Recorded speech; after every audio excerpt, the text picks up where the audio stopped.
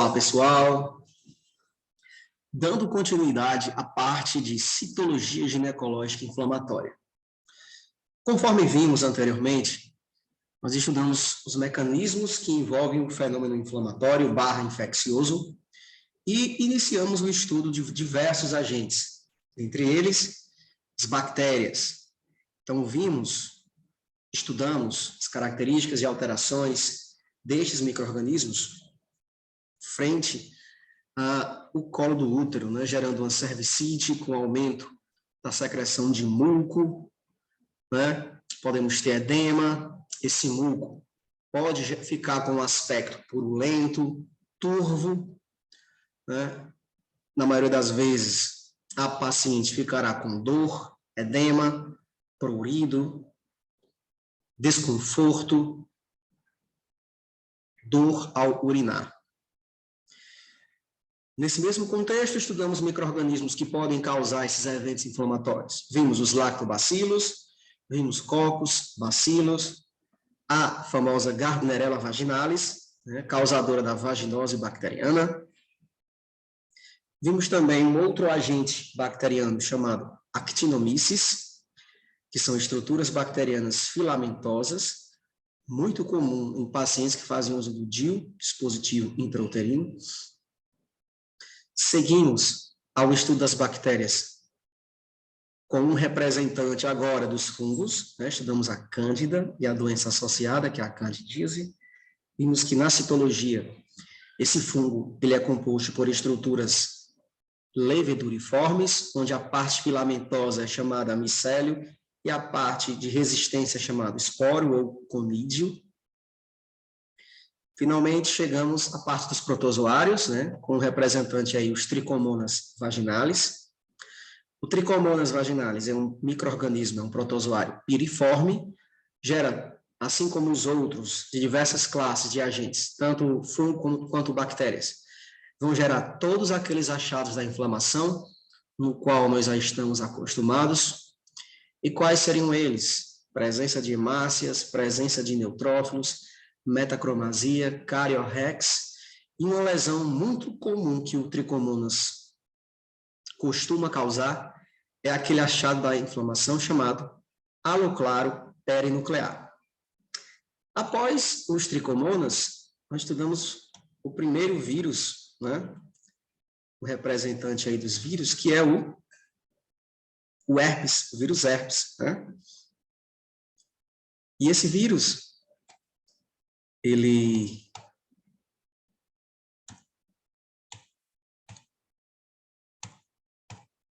gera, como nós falamos, lesões vesiculares, certo?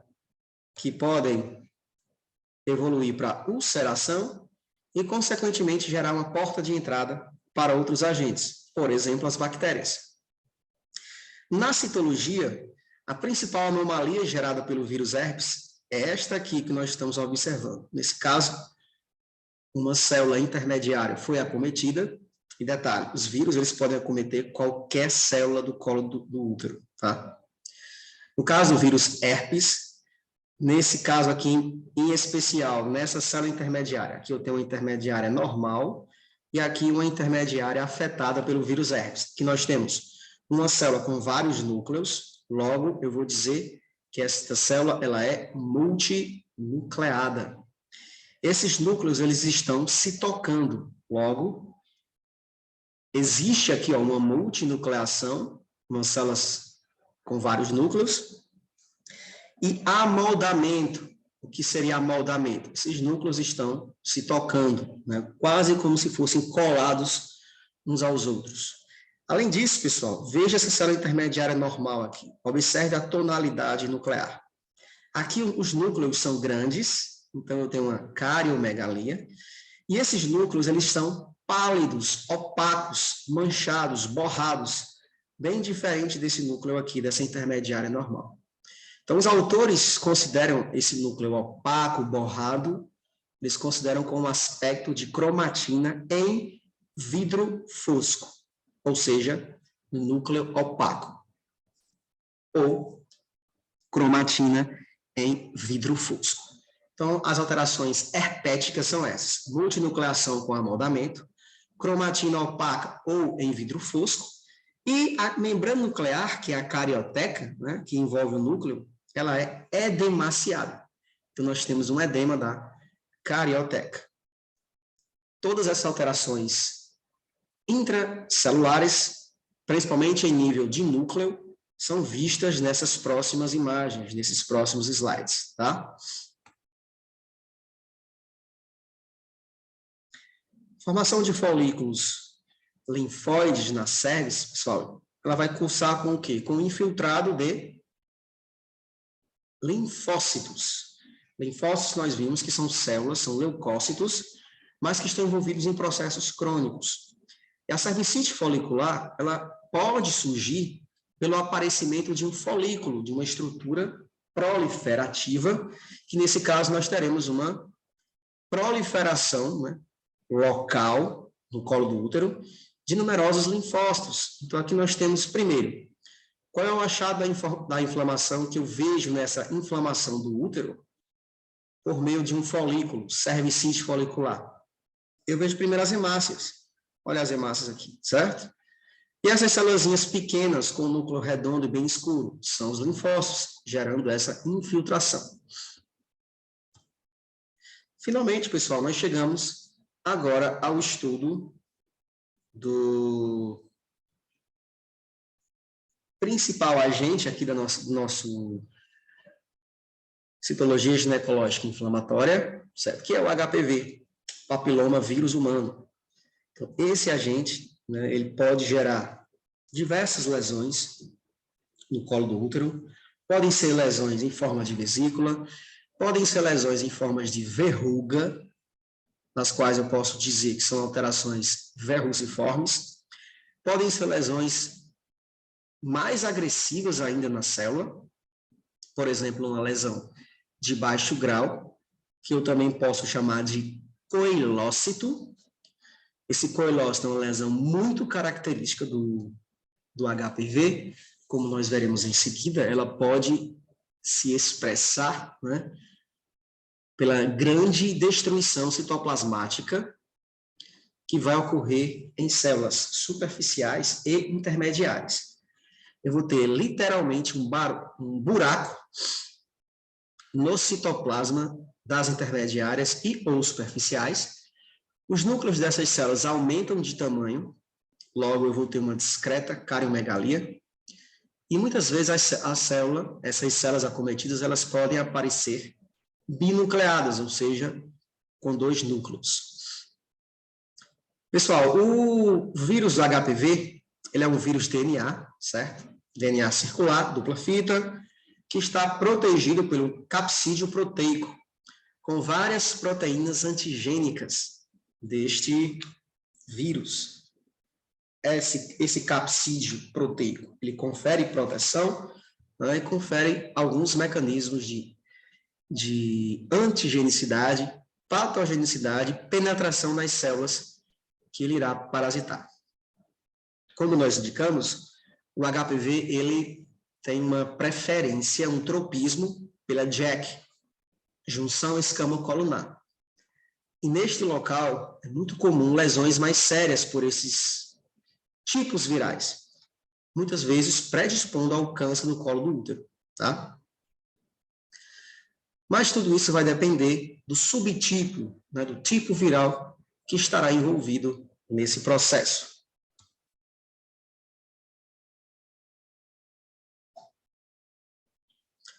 Essa tabela nos mostra, pessoal, que nós temos aqui diversas localizações anatômicas nos quais esses tipos de HPV, eles podem adentrar, eles podem parasitar essas células.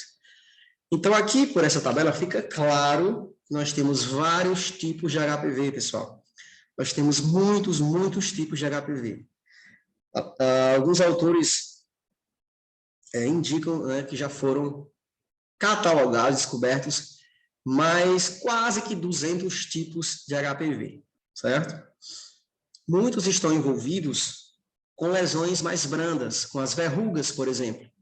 E aí nós chamaremos esses tipos de HPV mais brandos como HPVs de baixo risco oncogênico. Nós temos ainda tipos virais um pouco mais graves, um pouco mais agressivos, com efeitos mais citotóxicos para as células das quais eles vão parasitar. E aí nós indicaremos que esses tipos são de risco moderado oncogênico, tá? E, finalmente, nós temos os tipos virais mais agressivos, né, que predispõem com uma grande possibilidade, né, de estar gerando aí o câncer do colo do útero. Estes são chamados HPVs de alto risco oncogênico. Conforme nós podemos observar aqui, pessoal, os tipos 6 e 11, 42, 44, 43, são HPVs de baixo risco oncogênico. Logo, eles causam lesões mais brandas, verrugas, alterações vesiculares e algumas alterações ulcerativas, certo? Tentem pelo menos guardar os 6 e o 11. Tanto o tipo 6 quanto o 11 são HPVs de baixo risco oncogênico. Eles podem, por exemplo, infectar uma célula superficial intermediária, fazer com que elas proliferem, sofram mitoses sucessivas, e esse aumento na quantidade dessas células epiteliais vão ser expressos na formação de uma alteração chamada verruga, uma alteração verruciforme. Lembrem, tá, que o tipo 16 e o 18, né, os tipos 16 e 18, representam os HPVs de alto risco oncogênico. Eles geram lesões em nível do genoma da célula hospedeira, geram lesões em que podem ocorrer mutações, podem ocorrer várias anomalias cromossômicas, deleção, inversão, translocação, duplicação, e o próprio material genético do vírus, que é o DNA de dupla fita, ele se integra ao DNA da célula hospedeira. Isso vai gerar essas lesões mais graves, mais sérias. Então, nós podemos aí verificar a presença dos famosos critérios de malignidade.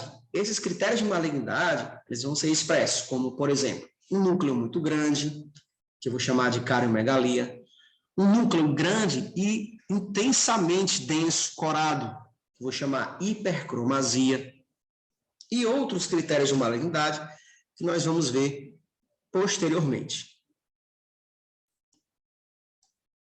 Esses tipos destacados em roxo, por exemplo, 31, 33, 35, 45, 51, 52, 56, 58, são os de risco oncogênico moderado. Basta vocês lembrarem que o tipo 6 e 11 são os de baixo risco e os 16 e 18 são os de alto risco oncogênico. Esses HPVs, eles infectam a pele, mucosa, tá? Gerando essas anomalias. O colo do útero também. Que é só para exemplificar, o genoma viral, o DNA do vírus, ele tem vários genes bem específicos que estão envolvidos com o mecanismo de patogenicidade desse vírus. E aqui nós podemos destacar os genes E6 e E7, que eles fazem com que aquela célula hospedeira sempre permaneça viável, ou seja, não entre em apoptose. Por exemplo, mesmo aquela célula envelhecida, aquela intermediária, superficial ou basal, que estaria para entrar em apoptose, o HPV impede que a célula morra por meio da ação desses genes. E esses genes fazem com que o vírus assuma o controle metabólico daquela célula, assuma o comando da atividade nuclear daquela célula. Ou seja, além da célula não morrer, ela sofre muitas divisões celulares, fazendo com que essa célula entre numa taxa de multiplicação muito acentuada. Isso favorece, pessoal, lesões sérias, isso favorece o câncer, ao desenvolvimento do câncer, né? Então, se esses genes são bem agressivos, esses genes, logo eu estou falando de um tipo de HPV de alto risco oncogênico. Nesse meu exemplo aqui, eu trouxe os genes presentes no HPV do tipo 16, né? Que, como eu falei, é o de alto risco. Genes E1 e E2, eles reproduzem o genoma viral, ou seja, como o DNA do vírus, ele se cola, ele se integra ao DNA da célula hospedeira, sempre que essa célula sofrer mitose, o DNA do vírus estará sofrendo duplicação também, né? Então, o genoma viral estará sempre sendo replicado, podendo, inclusive, sair da célula e infectar outras células hospedeiras. E os genes L1 e L2, eles induzem a formação, né, das proteínas estruturais dos vírus, ou seja, o capsídeo, aquela parte proteica em formato esférico que vai proteger o DNA do vírus, o genoma do vírus. Então, basicamente, nós temos um mecanismo menos agressivo, onde nós teremos lesões nas células que forem infectadas, mais especificamente no citoplasma dessas células, e aí nós vamos ter lesões vacuoladas, nós teremos buracos no citoplasma, são os HPVs, pessoal, de baixo risco oncogênico. O que é que pode acontecer? O vírus penetra na célula, porém o seu material genético permanece no citoplasma dessas células. O que é que vai acontecer? Uma reação tóxica no citoplasma dessas células. Nós vamos ver um pouco mais na frente que essa alteração no citoplasma ela vai ser refletida pela presença de um grande vacúolo. Então, a célula vai perder várias proteínas do citoesqueleto e vai ficar com um buraco no citoplasma. Lesão esta, que nós chamaremos mais na frente de coilócito. Uma lesão que eu tenho uma célula com um buraco no citoplasma, o núcleo dessa célula aumenta um pouco de tamanho, logo eu tenho uma discreta cariomegalia, e muitas vezes eu posso ter uma célula dessa acometida com 2 núcleos. Já os HPVs de alto risco, pessoal, como eu já adiantei, por exemplo, o 16 e o 18, o DNA do vírus, ó, essa partezinha vermelhinha, ele se cola ao DNA da célula hospedeira. Com isso, a célula vai multiplicar, vai sofrer mitose, e vai estar sempre com esse DNA integrado aqui, gerando uma espécie de célula que não morre mais, que se divide de forma intensa, e essa célula vai começar a apresentar sinais morfológicos bem alterados. Núcleo grande demais, núcleo corado demais. A própria morfologia da célula pode ser gravemente afetada, certo? Se a lesão que for causada for propiciada, né, pelo HPV de baixo risco, nós podemos ter, por exemplo, ó, um aumento proliferativo da ectocervice. Se essa ectocervice, ou a vulva, ou a vagina, né, tiver uma célula acometida pelo HPV de baixo risco, 6 e 11, essas células vão sofrer o quê? Hiperplasia, que é o aumento quantitativo em número. Conforme essas células começam a aumentar em número, elas geram essa formação aqui, na qual nós chamaremos de verruga, ou alteração verruciforme. Então, aqui nós temos exemplos ó, de verrugas ocasionadas pelos HPVs de baixo risco oncogênico. Então, aqui eu tenho uma verruga, outra, certo?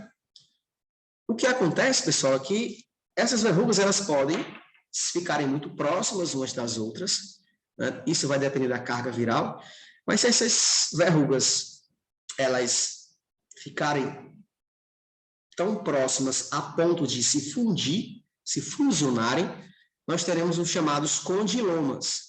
Então, o que é condiloma? O condiloma são várias verrugas que foram fusionadas, certo? Então, aqui eu tenho um condiloma, outro aqui. São várias verrugas que foram fundidas, fusionadas. E aqui nós temos um caso bem grave, né? Vários condilomas, que são várias verrugas aí fundidas, né, localizadas aqui na região da vulva. Isso está entupindo até, pessoal, a uretra, né? Não tem nem como sair aqui a urina. Então, tem que ter aqui um mecanismo para retirar esse condiloma aqui. E nesse caso, é tão intenso, que nós chamamos condiloma acuminado. Condiloma acuminado. Então, aqui tem que queimar com ácido tricloroacético, com ácido acético, ou o médico ginecologista faz uma intervenção com bisturi elétrico, com bisturi congelado, ou seja, isso aqui tem que ser cauterizado, tem que ser queimado, tem que ser retirado, certo? Esse vírus, pessoal, como eu já adiantei, eles infectam qualquer tipo de célula do colo do útero, pele, infecta vagina, vulva, tá? Então, infecta pele, mucosa. Ele tem um tropismo, alguns tipos virais, pelo epitélio queratinizado. E qual o queratinizado que nós vimos dentro dessa parte ginecológica? A vulva, né, e os grandes lábios. Porém, ele pode infectar qualquer região do corpo, né? A transmissão ela pode ser iatrogênica, pode ser por meio de... O que seria essa transmissão iatrogênica, né? Por meio de instrumentais contaminados, luvas com pressa de gaze, catéteres, o DIU, a pinça de Sherron. Se houver uma contaminação desses instrumentais, a paciente pode ser contaminada. É também, pessoal, uma IST, né, uma infecção sexualmente transmissível. Então, por meio da relação sexual, esse vírus pode estar sendo propagado aí, tanto em homens quanto mulheres. E o grande problema é que, na maioria dos casos, os homens são assintomáticos, né? E o que favorece é o quê? Que esse indivíduo ele se configure um reservatório e possa estar contaminando uma mulher ou várias mulheres, né? Muitos tipos virais, conforme descrito, eles têm uma predileção pela JAK, né? A transmissão também pode ser da mãe para o filho, transmissão vertical. Aí você pode ter alterações, né, hiperplasia, verrugas na região da laringe, pode gerar vários problemas, né, vários prejuízos para a criança. E fatores de risco, como em outros casos também, nós podemos citar gestação, imunossupressão e numerosos parceiros sexuais. Logicamente, isso vai gerar uma maior possibilidade de infecção. Essa parte de mecanismo de transformação neoplásica, nós veremos, né, e estudaremos com a maior profundidade na terceira unidade, tá, pessoal? Eu vou passar aqui rapidinho. E o que é importante finalizar esse nosso estudo de hoje? É citando para vocês os critérios de malignidade. Então, o que são critérios de malignidade? São alterações que vão acontecer nas células que nós já estudamos. Ectocélios, endocélios, né? E que esses critérios, eles vão, pessoal, estar intimamente relacionados com a transformação neoplásica, ou seja, são critérios que, somados, né, nós temos a partir de 3 critérios sendo encontrados nessas células, nós vamos já suspeitar, né, fortemente de um câncer do colo do útero, né, de uma lesão mais grave. Então, esses critérios de malignidade, pessoal, eles vão ser gerados por muitos fatores, né? Alterações intrínsecas do núcleo das células, exposição aos agentes cancerígenos, como produtos químicos, e aí nós podemos citar glutaraldeído, formol, benzeno, tolueno, naftaleno, vários compostos orgânicos derivados do petróleo, por exemplo, a gasolina, o diesel. Então, várias substâncias químicas são agressivas, né, para o nosso corpo. Aspectos físicos, fenômenos físicos, como radiação ultravioleta, radiação X, radiação gama, isso pode afetar também, né? Alterações bruscas do pH ao longo do tempo, na região reprodutora da mulher, e os próprios agentes infecciosos, que ao longo do tempo vão começar a deixar marcas, registros, lesões específicas. E o próprio HPV, que é o principal vilão correlacionável com o câncer do colo do útero, certo? Então, neste sentido, né, os tipos virais de HPVs mais agressivos, o 16 e o 18, por exemplo, além da influência de agentes químicos, de agentes físicos, tudo isso, de uma forma multifatorial, pode transformar uma célula normal em uma célula com lesões sérias, em umas células com critérios de malignidade. Então, aqui está muito já característico de uma célula cancerosa, tá, pessoal? Então, Qual é o primeiro critério de malignidade que nós podemos citar aqui? A cariomegalia. Então, veja nesse desenho artístico aqui que eu fiz, isso aqui está representando uma célula superficial, tá? Só que o núcleo está muito grande. Então, nós temos um núcleo muito grande chamado cariomegalia. Isso pode aparecer em outras células, tá? Sempre que você encontrar uma célula com um núcleo muito maior do que o normal, nós indicaremos tratar-se de uma cariomegalia. A célula de baixo, pessoal, eu representei aqui como uma célula profunda, né, redonda. Ela também, apresenta cariomegalia, ou seja, um núcleo grande, certo? Ela tem um outro critério de malignidade aqui, chamado espessamento da carioteca. Que é isso? A membrana que envolve o núcleo fica inchada, edemaciada, espessada. Então, espessamento da carioteca. Um terceiro critério de malignidade, pessoal, é quando o núcleo da célula fica escuro demais. Essa célula está com um núcleo muito grande, esse núcleo está escuro demais. O que é que significa isso? Que a cromatina nuclear está muito densa, está muito compactada, está muito alterada, muito condensada. Isso nós vamos chamar de hipercromasia, a condensação excessiva da cromatina, certo? Mais dois critérios para vocês. Lembrando que essa mesma célula aqui, já tem a cariomegalia. Qual é o outro critério, professor? Carioteca irregular. Veja que nesse esquema aqui, a membrana que envolve o núcleo, ela apresenta várias irregularidades, né? Então, carioteca irregular, certo? Outro critério importante é a presença dessas estruturas ovais, aqui mais escuras, nesse esquema, nesse desenho, tratando-se de macronucléolos. E o que é importante destacar aqui? Geralmente, uma célula apresenta um nucleolo no interior do núcleo, 2 no máximo. E esses nucléolos são pequenos, pessoal. Muitas vezes a gente nem enxerga direito ao analisar no microscópio. Nesse caso, você observa 3 aqui, muito grandes e bem escuros. Ou seja, nós temos o quê? Presença de macronucléolo, que também é um critério de malignidade. E o que é o nucléolo? São regiões dentro do núcleo ricas em RNA ribossômico, tá?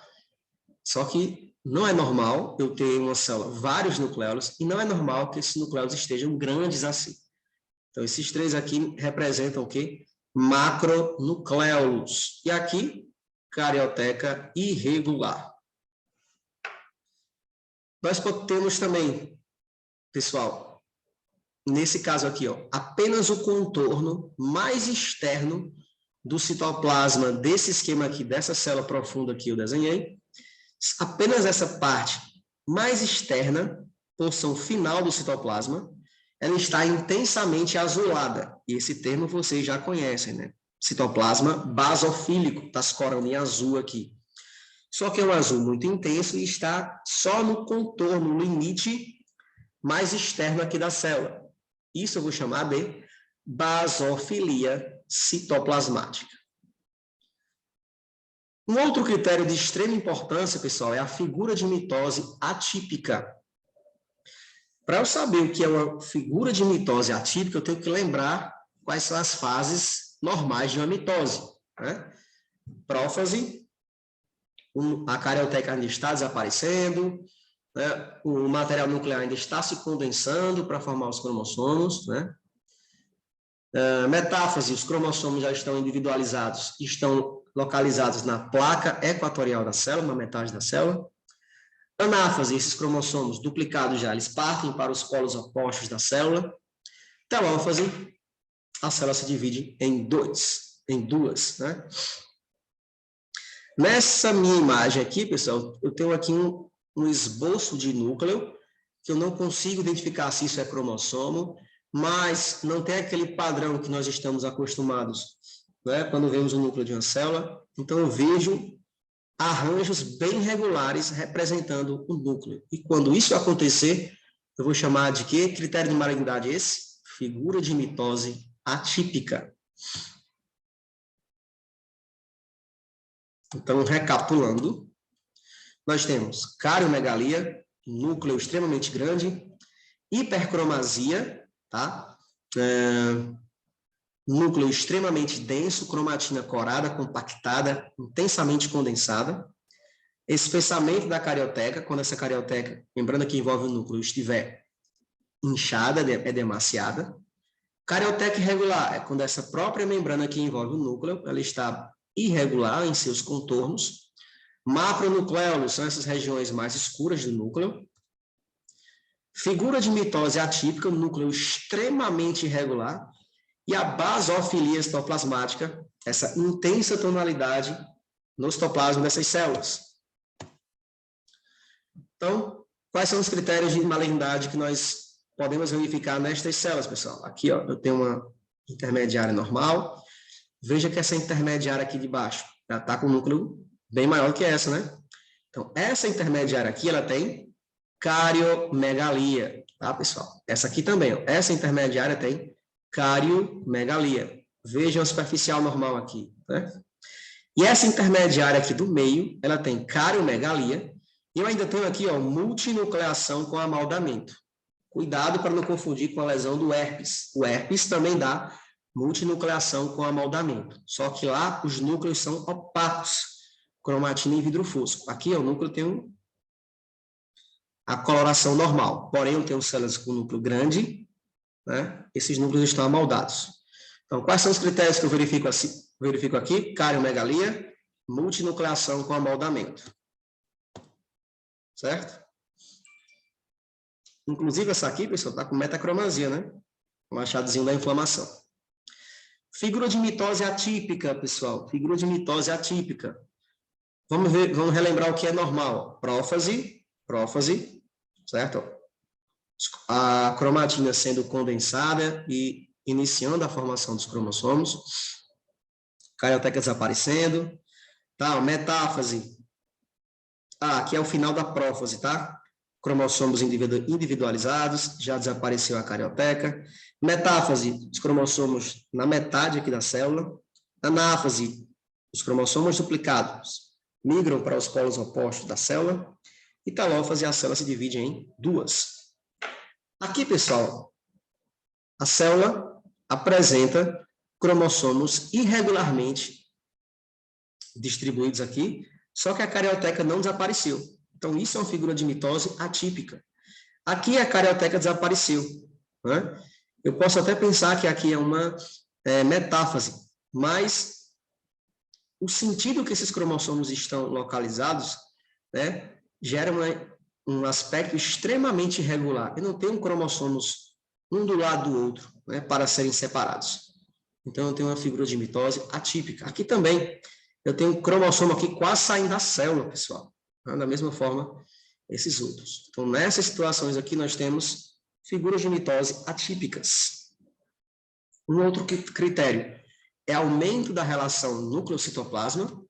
Eu falei para vocês que sempre que nós tivermos, né, quando nós temos uma célula normal, essa célula tem muito citoplasma e pouco volume nuclear. Quando essa relação aumenta, né, o aumento da relação núcleo-citoplasma, isso significa que o núcleo aumenta muito, né? E o citoplasma permanece no seu mesmo volume. E aí nós temos um aumento da relação núcleo-citoplasma. Aqui embaixo é uma figura de mitose atípica. Vários cromossomos distribuídos de forma irregular na célula. Inclusive, pessoal, nós temos muito mais cromossomos aqui do que o esperado para a nossa espécie. Né? Muito mais de 46 cromossomos aqui, certo? Multinucleação com amoldamento. Cuidado para não confundir com a do herpes. A lesão do herpes, nós temos também multinucleação com amoldamento. Porém, os núcleos são bem opacos. Aqui eu tenho multinucleação com amoldamentos. E esses pontinhos mais escuros aqui, pessoal, são os macronucléolos, né? Aqui dá para ver várias células com cariomegalia, né? Várias células com cariomegalia. Cada pontinho desse escuro representa um macronucléolo. Aqui eu tenho uma célula intermediária com cariomegalia.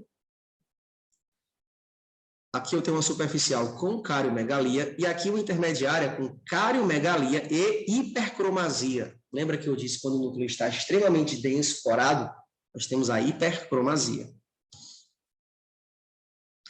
Anisocitose é um termo bastante interessante e usado para indicar o quê? variação no tamanho, variação no volume das células. Aqui eu tenho essa intermediária, que é maior que essa, que é menor que essa. Então, eu tenho variação do tamanho, variação do volume dessas intermediárias. Então, existe anisocitose, cariomegalia, e aqui hipercromasia, certo? Aqui, pessoal, nós temos células quase que totalmente alteradas na sua forma. As células são fusiformes, ó. Muitas dessas células têm cauda, certo? Isso aqui eram células que eram superficiais e foram transformadas, que já é um câncer, né? Um carcinoma. Pessoal, aqui, veja que as células têm cauda, aqui um macronucleolo, a maioria das células tem cariomegalia, certo? E nós temos um outro critério aqui, que é a coincidência da carioteca com a membrana citoplasmática. Então, a carioteca, ela está coincidindo com a própria membrana citoplasmática. Aqui eu enxergo um macronucleolo, e essas células estão tão alteradas na sua forma, que eu chamo de quê? Pleomorfismo celular. E a última alteração, em termos de critérios de malignidade, pessoal, é o anel de Sinnett. E o que é o anel de Sinnett? É quando o núcleo da célula ele é empurrado quase que para fora da célula, o núcleo fica nivelado aqui na membrana citoplasmática, e na maioria dos citoplasmas dessa célula é gerado um grande vacúolo, uma grande destruição. Então, ó, aqui, ó, esse espaço do anel é justamente o espaço do citoplasma que foi destruído, e o núcleo foi empurrado aqui para fora, né? Ele é o brilhante, ele é essa parte aqui mais externa do anel. Quais são os piores critérios, professor? O pior de todos, pessoal, é o anel de Sinnett. Pior de todos, certo? Em segundo lugar, nós temos esse aqui, hipercromasia, certo?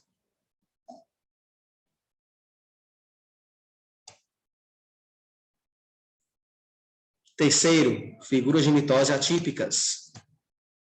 Quarto, multinucleação com amoldamento associado à cariomegalia.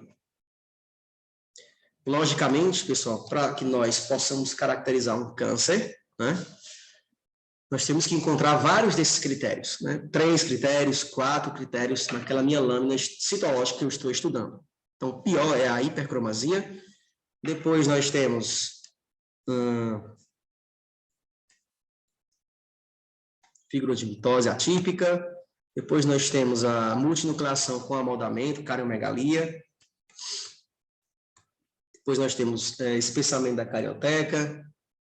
E por último, aquela basofilia citoplasmática, certo? O pleomorfismo celular também é um critério de malignidade importante. E para finalizar, vou pular aqui alguns slides, que é justamente para mostrar uma alteração bastante significativa que é ocasionada pelo HPV. Pessoal, todos esses critérios de malignidade que eu mostrei para vocês, eles representam já lesões graves na célula, transformações neoplásicas, certo? Pode ser induzido por agentes químicos, físicos e biológicos, em especial pelo HPV. Pessoal, o HPV também ele pode causar uma lesão mais branda, uma lesão de branda a moderada, né? Essa lesão geralmente é causada pelos tipos virais 6 e 18. Perdão, 6 e 11, né? 16 e 18 são de alto risco oncogênico. Pessoal, a lesão que o HPV causa em muitas células intermediárias e superficiais, nós chamamos de coilócito. E o que é isso? Presença de coilócito. É uma célula superficial ou intermediária que ela tem cariomegalia discreta, ou seja, o núcleo está aumentado em volume, mas não está tão aumentado assim. E eu vou ter uma lesão citoplasmática, uma destruição do citoplasma dessas células, justamente representadas aqui, tá, pessoal? Então, ó, essa região mais pálida aqui, ó, envolvendo aqui a célula no citoplasma dela, representa a grande destruição citoplasmática causada pelo HPV, certo? Além disso, eu tenho cariomegalia, E muitas dessas células afetadas, eu posso ter o quê? Binucleação, tá? Então, essa lesão de baixo grau aqui, causada pelo HPV, nós chamamos de coilócito. O coilócito é muito importante, porque eu tenho uma célula superficial ou intermediária, ou ambas, que vão ter essa destruição aqui no citoplasma, esse enorme vacúolo aqui, ó, esse enorme espaço vazio, o núcleo grande, ou seja, cariomegalia, de discreta a moderada, e muitas vezes essa célula pode estar com 2 núcleos, ou seja, binucleada. E era isso que eu tive como objetivo para passar para vocês.